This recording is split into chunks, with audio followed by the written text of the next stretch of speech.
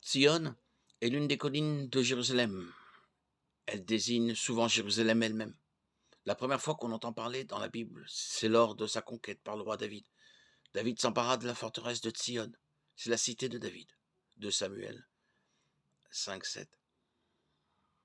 Ça nous rappelle subtilement que c'est bien un descendant de David qui viendra nous sauver. Et pourtant, le Seigneur dont parle Isaïe est Dieu lui-même. Mais comme tous les prophètes, ce qu'il annonce concernant la foi son époque, l'époque messianique et la fin des temps, qu'il en soit conscient ou pas.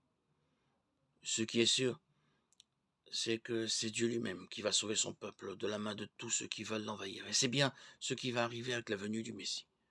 Ce n'est pas juste un homme, un prophète ou un champion de Dieu comme Samson ou même David affrontant Goliath. Dieu le Père va faire entendre sa voix, oui, en vérité, puisque c'est sa parole qui va s'incarner au milieu de nous. Celui qui était, avant que rien ne soit créé, son Fils bien-aimé, va venir sauver les nations. C'est ce qui est extraordinaire chez les prophètes. Il n'y a pas de commune mesure entre ce qu'ils annoncent et ce que Dieu va vraiment réaliser. Tout ce qu'ils disent est vrai, et pourtant, la vérité dépasse tout ce qu'ils avaient imaginé. Le sauveur du peuple va venir parmi nous, mais c'est Dieu lui-même. Seuls ceux qui aiment Dieu de tout leur cœur vont se réjouir. Ceux qui attendaient un chef de guerre seront déçus. Ceux qui ne cherchent le Messie que par ambition personnelle seront désappointés.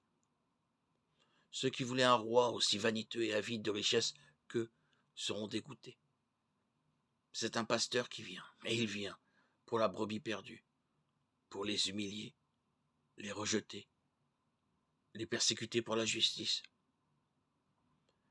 Prenons courage, le Seigneur vient, Dieu lui-même va devenir l'un de nous pour nous sauver.